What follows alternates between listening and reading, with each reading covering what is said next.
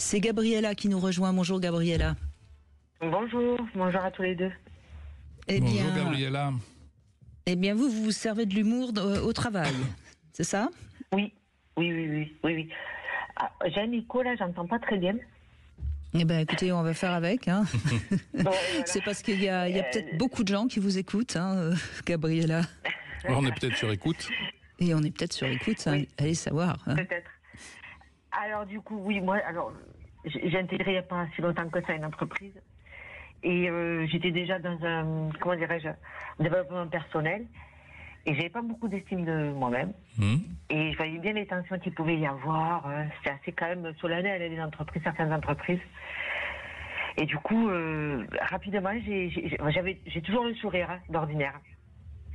Et là, je me suis mise à raconter des blagues, à rire un peu de tout. Et du coup, j'ai vu le pouvoir que je pouvais faire du bien aux gens, quoi. Et comme ça, je savais qu'on allait m'aimer aussi. Donc c'est un marché que vous passez avec les gens. Hein. Je te dis une blague, en échange tu m'aimes. Ouais, voilà, c'est ça. Enfin, c'est un peu le syndrome du sauveur. Hein. Tu m'acceptes déjà, peut-être pas que tu m'aimes. C'est un peu le syndrome du sauveur. Hein. Je vois que tu vas mal, je te donne de l'humour et en contrepartie tu m'aimes. Tu m'aimes, pardon. Enfin, moi je le voyais pas comme ça, mais plutôt pour être accepté. Oui, c'est ça. Oui.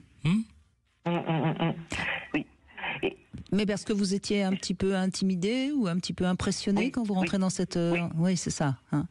Mais faire le pitre, enfin je ne dis pas que vous faites le pitre, hein, Gabriella, non, peut-être pas quand même. Faire le pitre, c'est quelque part se donner un peu d'importance, ne plus être chercher invisible. l'amour de l'autre, c'est chercher d'être, comme le dit très bien Gabriella, d'être accepté par l'autre.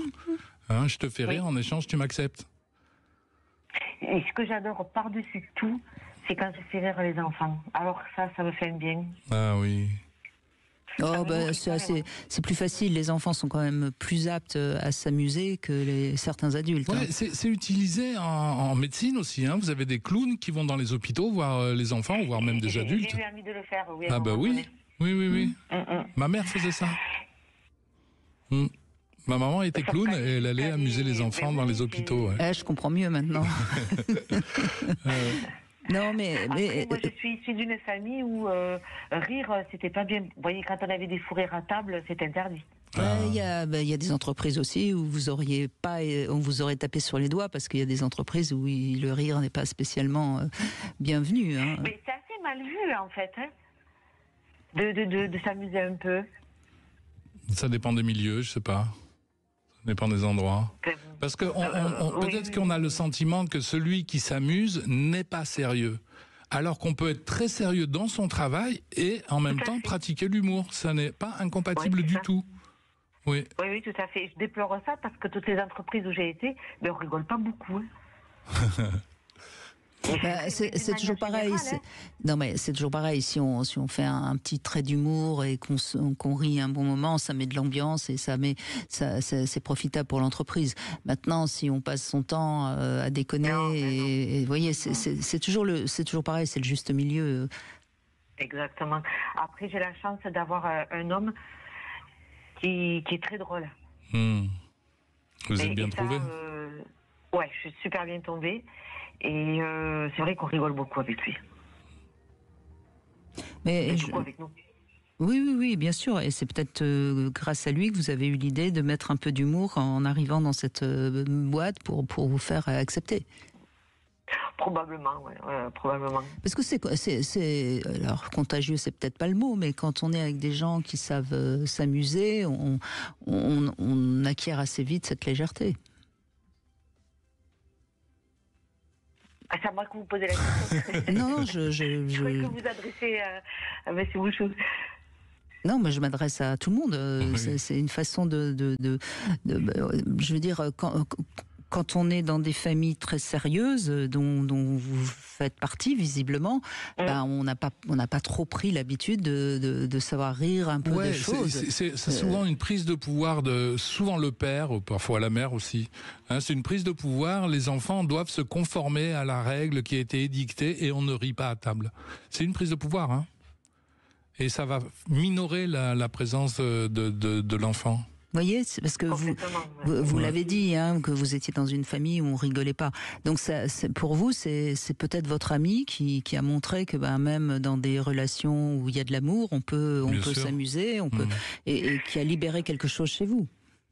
Alors, au-delà de ça, certainement, hein, je dis pas non, mais mon frère qui avait été maltraité par notre père, mais vraiment maltraité, mais malgré tout, il arrivait toujours à trouver une phrase rigolote. Ouais. Et votre père ne le supportait pas? On le faisait en cachette. Ah oui, d'accord. Et il n'entendait pas. Donc il se moquait de son père avec vous pour... Non, pas forcément. Il se moquait un peu de nous, des trucs comme ça. Ouais. Bien sûr. Et là, on voit le mécanisme de défense de ce garçon. Nous le disions tout à l'heure hors antenne, l'adulte qui est maltraitant avec ses enfants, c'est parce qu'il est jaloux de ses enfants. C'est donc qu'il leur jalouse leur place. En fin de compte, le parent est en compétition avec ses enfants, et à un moment donné, il veut les écraser, il veut les effacer. Et donc, à partir de là, ils n'ont pas le droit de parler, de rire, ou même de parler, pour certains, à table. Alors que c'est un lieu de convivialité extraordinaire, normalement. Mais c'est parce que, tout simplement, le parent est un enfant, en fait. Comme je le disais pour le pervers, c'est un enfant dans un corps d'adulte. C'est quelqu'un, et il est en rivalité avec ses propres enfants. Et il me semble d'ailleurs, Jean-Charles Bouchou, que lorsqu'on est un adulte accompli, bien, on n'a aucunement de raison de s'inquiéter de l'humour, parce que c'est... on sait qu'est-ce que j'ai ri avec mes enfants? Mais oui, je pense que... Qu'est-ce que je me suis moqué d'eux et qu'est-ce qu'ils se sont moqués de moi? Mais oui, je pense que c'est vraiment... c'est très bien. C'est vraiment très bon signe quand dans les familles on sait se moquer les uns des autres, évidemment dans la bonne humeur et pas dans le sarcasme.